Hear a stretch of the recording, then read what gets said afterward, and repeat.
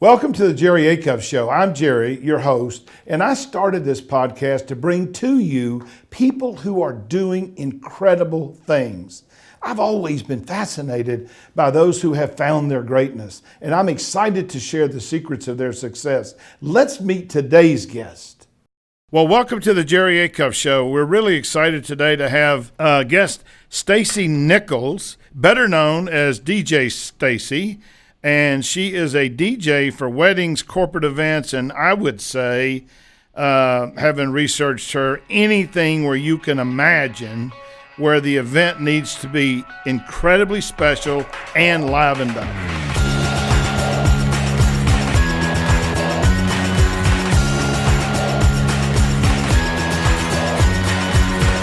She has a strong social media expertise, especially in Pinterest and Instagram. She runs a social media workshop. She has her own blog, and she writes for several different publications: Mobile Beat, DJ Magazine, bookmorebrides.com. She's the owner of weddingbizconsultant.com. She has a daughter who's 5. She's been a vegetarian for 25 years, and I have been a vegetarian for 4 minutes. And we are excited to have her on the Jerry Acuff Show. Welcome, Staci. Thank you so much. I'm so excited. So tell us a little bit about your business and your journey to entrepreneurship, because I know you weren't always an entrepreneur. No, that's true. I wasn't. Although I do feel like if anybody started early, it was definitely me. But no, I've definitely had regular jobs, and I've sat in a cubicle with 2 other people in the same cubicle. But my dad owned a truck tire company, and he started when he was like in his early 20s, and he built it up. So he had 4 different shops and about 30 different employees by the time he sold the business when he was about 50. So the conversation around the dinner table was always, related to running his business and employee stuff and bonuses and supplies and all kinds of things like that. So it definitely sank in through osmosis. And I actually had a lawsuit settlement when I was 21 that gave me the opportunity to start my own business right out of college, which I did. I started a business called Do It Yourself Documents, and it was like a paralegal and legal document store that was in Washington. And it is, I ran it for a few years, and then I sold it so I could move back to California. And the business is now a multi-state franchise. Wow. So, where did you come to this phrase, take the plunge, nothing happens in the safe zone, which I think is genius? Thank you. Well, what really happened for me was when I lived in Mexico for 7 years. And when I lived in Mexico, when your rent is only a couple $100s and your car is paid off, you can kind of coast. Because you don't need, if you're making dollars, you're earning dollars instead of pesos, you can kind of live on a semi-vacation lifestyle. And that's what I did for a long time when I first started DJing, was have that opportunity to coast. And I didn't really need to know anything about marketing, because all I had to say was, hi, I'm the only American DJ in town. And, suddenly you're booking all the destination weddings. So I was really able to own a business without having to know anything about business. And I decided after my daughter was born down in Puerto Vallarta that I wanted to move back to the US. And what I ended up doing is I moved to the border. So I was still in Mexico, but my business was being reestablished in San Diego. And, I had been away for so long, I didn't know what Yelp was. I'd never heard of that. I obviously didn't have any Yelp reviews. And I was really in a position where, okay, I have all this experience, in my craft, but I didn't know anything about being in business in the US. And I was really facing a decision where I want to go full time as a DJ. And I had been doing freelance writing and DJing together. And I knew that it was time to give up the writing because it wasn't paying enough, and Right. especially for someone that had written books and ghost written for famous people and stuff like that. I knew it was time to let that go.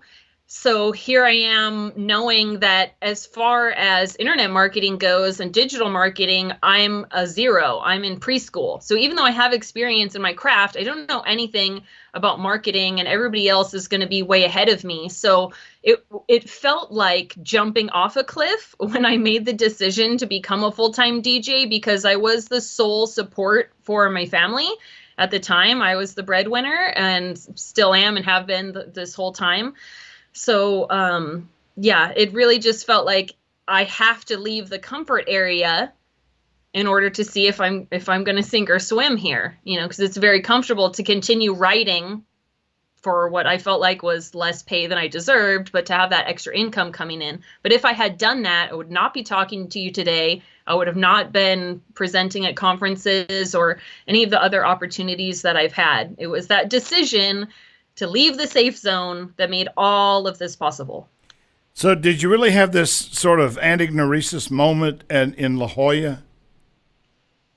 Yeah, no, I was out there I mean, I just 2 love weeks La Jolla. ago or so. But anyway, so I mean, I can understand why somebody would be at a place like La Jolla and, and be, I don't know, sort of because of the communing with nature and the ocean would cause you to rethink things. So you really did have that in La Jolla. Yeah, I had a venue walkthrough for one of my brides. She's actually getting married there on Thursday, tomorrow. And her ceremony is right at that park that's on the edge of that cliff. And we sat on that bench right there and looked over the cliff talking about her wedding and everything. And while I was sitting there, I was really thinking about cliffs, in a metaphorical sense. And yeah, so that that's why I posted that on my Instagram, because so many doors have been opening for me and things have been happening, and none of that would have happened if I hadn't jumped off the cliff, so to speak. I don't know, Steve Harvey did he does his show, and then after his show, he stops and talks about just things that he finds interesting. And he did one time on You Got to Jump, which is very similar to what you talked about, take the plunge. And it was one of the most powerful things that I ever heard. I must have listened to it, 10 times. But basically, he said sooner or later, you've got to get out of your comfort zone. You got to jump, and you got to try and do something different. How have you found social media help spread the word about how you can liven up any kind of event as a DJ? Yeah, well, I think a lot of the impact with social media for me has been through the fact that so much of my market is to millennials. And of course, millennials are big features on Instagram and especially Pinterest. So it's been a natural fit in that regard, because if you're marketing to younger people, it really is a no-brainer that, what I tell people all the time about Instagram is it's really the new about page. On our websites, we would make like a separate page where you would talk about, your hobbies or what you do when you're not at work, your family, picture of the dog, that kind of thing. And, I think it's fine to still have that up there. But realistically, anybody that's considering hiring you for a service, or even if they're just curious about whether they should come down and check out your retail store, the likelihood that they're scoping you out on social media in sort of the about page way that we used to do is pretty likely. So I feel like, yes, I do get leads through my Instagram and definitely through Pinterest and Facebook. But I think the bare minimum level of that is, people are going on your social media before they even bother contacting you, just to see if they like your vibe or not, and whether they feel like they're going to connect with you. So what I wanted to ask you about this Music Monday thing. How'd you come up with that idea? I mean, I listened to Tina Turner, What's Love Got to Do with It, which I happen to love. And I mean, I just was doing some research for you, and I actually liked it so much that I made it a favorite on my Google page. Oh, that's so sweet. Thank I mean, first you. place, I love music, and I got a degree in English, and I love words, and my business is about words. But I love music, and I just thought it was a brilliant idea. And as you were talking about, how are people going to get a sense of what kind of vibe they're going to get if they hire you? It seems like to me that's a great place to sort of explore that. Am I right or? Yeah. Yeah, absolutely. Well, for me, there was a lot of different motivations to start doing that feature. So Music Monday is a feature that I do on my blog where I just post a simple remix of a song that I've made. So I think probably the first way that I came upon this idea was one of the things that I learned at the social media marketing conference that, is a common theme in a lot of the different seminars that I've attended there is repurposing content. It's really, really challenging to think of new things to post every single day. Right. So if you take the tools that you already have, the content that you already have, the materials that you may have overlooked, you'll find typically that you have a lot of things you can be sharing on your blog or your social media. So here I am as a DJ, making remixes of songs for clients, so when I go to the event, I can play my version of that song. Right. And I thought, well, here's an example of content that I've already created. Why not put that up on the blog? And this is really easy content for me because I already have it, and all I have to do is just upload it to WordPress, and there it is.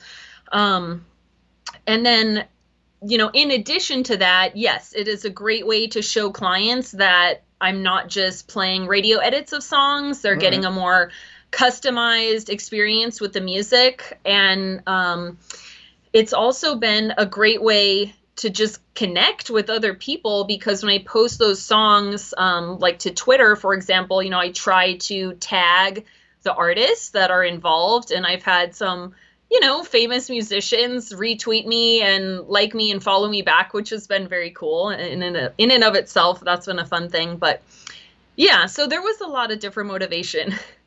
So where did you learn how to sell? Wow. For me, I feel like the word selling and the concept of selling is one of the things I would consider to be my weakest aspect in the general marketing tool bag. There's a lot of other DJs in the mobile DJ community that I feel like if someone asked me a sales question, I would, you should talk to Mitch Taylor or you should talk to Jeffrey Gitomer. There's other people that I feel like are stronger at selling than I am. And for me, I feel like the way that I have found where I fit in is I sell with my branding and I sell with my copy on my website, which is part of the branding, and through my content, the things that I post to my blog and my social media. And I feel like when I give people the opportunity to really connect with me before they actually contact me in that way, it makes the selling part so much more minimal. So Right. I don't feel like when I go to a meeting with a client that it has the same vibe as a cold call. Right. It has much more of a vibe of, just a meeting with two friends because we've already had some opportunity to converse and they know me a little bit, so they're a bit more comfortable. And I feel like the way that the selling happens is on a very different nature, different level, based on the branding and all of that most likely happened before we even got to that point. Yeah, you could also recommend me if you want to, because I'm rated higher than Gittimer is as a sales expert. I mean, not that I don't love Jeffrey, because I do love Jeffrey, but Yeah. Well, he's quite a character if you've ever heard him present live. no, I've heard him present live, and I've been interviewed by him, and Okay, awesome. and I know him. But the difference between me and most people that teach selling, I don't teach people how to sell. I teach people how to get the customer to buy in. There you go. And yeah, that's exactly. those are two completely different approaches. And so anyway, if you want access to my definitely my I will virtual definitely my do that. virtual training program, just tell Donnie you want it, and we'll give it to you, and you can go through my virtual training and learn how I teach it. My belief is that people, don't want to be pushy and aggressive. Though 90% of them that are in sales feel like they have to be because it's what they've been taught. Right. I've learned that you can make a huge amount of money, be wildly successful if you learn how to get people to buy in. And the way you do that is through a thing I call KMR, which is knowledge, messaging, and relationships. So you're obviously really good at the relationship stuff. You're obviously good at the knowledge stuff. And my guess is you're really good at messaging and don't realize it. But I also know that tiny tweaks create big impacts. So maybe if that's something that you want, I'd be happy to share with you, what little bit I know about selling. What role, if any, do business relationships play in your success, and how did you learn how to build them? It's interesting that you should ask, because I literally ran back to my office after having breakfast this morning with a fellow San Diego female DJ, DJ Mandy Mixes. I came to know of her through Twitter just by searching the San Diego DJ hashtag. I saw her on there and sent her a message. And we have been referring each other business for dates when either one of us is already booked. Right. And so I know I booked a couple of events from her, and she's booked a couple from me just because of that. So yeah, I definitely feel there's a lot of value in reaching out to other people. And I'll be really honest with you. I'm not someone that I would call myself a people person in any way. I'm a lot more comfortable hiding out behind the DJ equipment off sort of by myself, isolated there, and sitting in my office all day, just hacking away at the laptop. I'm very, very comfortable doing that. So it took a couple of years into being a DJ and owning business and everything to really understand that that was a valuable thing that I needed to prioritize. And especially when it comes to being in the wedding industry, what if I'm sick? What if something happened? Right. You have to know other people that you could call in an emergency. Hey, I can't make it to a wedding. I mean, thank goodness that's never happened, but obviously it does happen, and it could happen. And Right. if you're not networking, you're really missing out on a lot of opportunities. And I know when you first approach networking and the very first time you reach out to a competitor, it can be really terrifying because you don't know what to expect. But I think once you kind of step off that cliff and go out of the comfort zone, you'll see that the person on the other end of that website or that's using that same local hashtag that you're using is a person just like you, and they have, the same ups and downs, and you can have an ally rather than having sort of this anonymous internet person. Right. You can actually build a structure of allies and friends and go-to people when you have tech questions and things like that. Yeah, I've written 3 books about that. How do you build relationships with people, especially people you don't naturally connect with? And the biggest thing to do is to not care. You care about learning about them, but you can't worry about the fact that 10% of the people in the world are jerks. Most people are not. You just have to find common ground. And in many cases, your common ground is built in because you're calling somebody who's doing the same thing you do and say, hey, this may be a lousy idea, but I'd love to get together with you and see if there's some way that we could collaborate, and maybe in 1 or 2 situations where you might need me or I might need you. Is that something you'd be interested in? The worst thing they can say is no. So, one of the other things that we teach in our selling courses is words matter. And so it's sort of how you phrase the questions. And in my book, The Relationship Edge, we talk a lot about what are the questions you ask people to get people to start unveiling themselves to you. But you're incredibly unique. I just this blend of entrepreneurship and social media and in music to me is quite unusual, and I'm so impressed with what you've done and what you will do. Have you thought about a way to scale your business? Well, when I sold the first business that I ever owned, the do-it-yourself documents, I had created the franchise agreement, which was pretty expensive with an attorney for someone that was 22 years old. So I have definitely thought about that.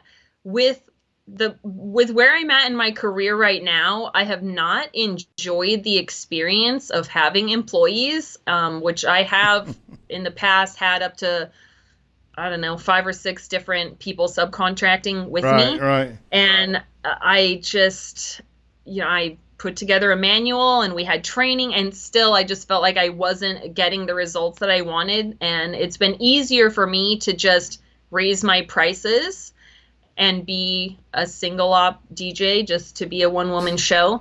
That could always change at any point, but that is where I'm at right now. So yeah, I have definitely thought about it. I feel like it's an interesting question when you're in a creative field, because I'm not like, okay, here's the widget that I made and you can go do the widget, because when I talk with other DJs, or I mean really just any business owner, and I help other people with their branding and everything, I really just try to encourage them. You have to figure out who you are and then convey that through your branding. Right. It's really not acceptable or effective anymore today in 2018 to kind of have that shoulder pad mentality where I'll just use all the professional fluffy language and I'll get that generic headshot and I'll be okay. That's not enough anymore. You really have to connect. Right. And the only way to connect is by showing people who you are and being that real person. And that sounds so easy, but it can be very, very challenging, because the parts of yourself that you choose to reveal, that becomes your brand. That becomes your brand experience. And, it can be a little slippery. So it's something that I know for me, I constantly tweaking and constantly reanalyzing and rethinking. You're never just like, oh, okay, I've arrived. It's done. No. Yeah. One of the things I found, after I've been in business 17 years and have 30 employees, is that the best employees are the ones who love the business as much as you do. Yes. And, but identifying that in the interview process is pretty hard. Well, it's been awesome having you a guest. I want to go over about 7 things that I think you said that I think are takeaways that our audience ought to really, really focus on. One is your target market is, you have to know who your target market is. That's critical. Russell Brunson calls that the congregation. Where do people congregate? And in your case, you figured out that was Pinterest, and that makes marketing so much easier when you know where your target market is. The second thing is, you started early. And I think you could make the case. I mean, I know in my case, my father was an entrepreneur, and he was bankrupt 3 times, so he'd succeed and then he wouldn't succeed and then he'd succeed and then he wouldn't succeed. And, I think that for some of us, entrepreneurship is sort of part of our DNA. And like you said, when you hear your dad talking about it every night at dinner, as I did, and then you go out and do it yourself when you're 22, you're pretty sort of wired to do that rather than, as you say, sit in a cubicle with 2 people. The other thing is to be great at anything. I think it takes 2 things. One is you have to be good at what you do, and you're obviously really good at what you do. But the other thing is you have to have a network of people where what you do matters. Now, your network comes mostly from Pinterest and probably from previous clients. But if you're great at something and don't have a network, then what does it matter? And if you've got a great network and you suck, then you're not going to be successful either. So you need both of those things. So the other thing that you also identified was that so much of your market was millennials. And so it seems to me that you have done an exquisite job, and Brunson would probably give you huge kudos for identifying your market, because identifying your market and where they congregate is absolutely crucial. Maybe the most important thing that you talked about today, though, was that people do scope you out on social media if they're going to hire you, or whether it's for a gig or whether it's for a job. And I know when I hire people, I check their Facebook, I check their Instagram, I check their Twitter, I check their LinkedIn. I want to see, exactly what I'm getting, and technology makes that easier to do. The last two things that I wrote down here that I thought were brilliant were, one is, it's easier to edit or repurpose than it is to create. And I think that's a big idea for businesses. I know in my business, where I write books or I'll create workshops, it's far easier for me to respond to something that somebody has started than it is for me to have to start it from scratch myself. And I just find huge efficiencies in doing that. And then the last thing that you said that really struck me was you have to figure out who you are. And I think that's really, really important. And I think it's sort of, critical on a number of levels, but I think it's what makes you unique. It's what makes you who you are. It also it creates the standard by which you continue to live your life, because you know who you are. And when you're deviating. It makes going to work enjoyable. Yeah. Because you can just know that the clients that I have made a point of attracting and, working with through my branding and my presence and everything are people that are here because of me and how I am naturally and just my way of being. And that means I'm going to repel some people and attract others, But it also makes you feel safe. For me, makes work enjoyable. Right. Well, I always say relationships are good for two things. One is they get people to listen to you differently. And secondly, they make your job more fun. And so you're clearly having an awful lot of fun. You're a very, very model entrepreneur in a very unique business. And I am so excited that we had the chance to talk to you today. And I will say this to you, though you're probably the last person in the world that needs to hear it, but I end every show the same way by saying, be incredible. And thank you, Staci, for being on our show. Thank you for tuning in today. I hope you enjoyed today's show, where we met yet another incredible person. As a thank you for listening, I want to extend a special offer. I want to give you 50% off of Jerry Acuff VT, because I want to help you be incredible. Head over to jerryacuffvt.com and use the code JAVT50OFF at the checkout and accelerate your path to finding your person.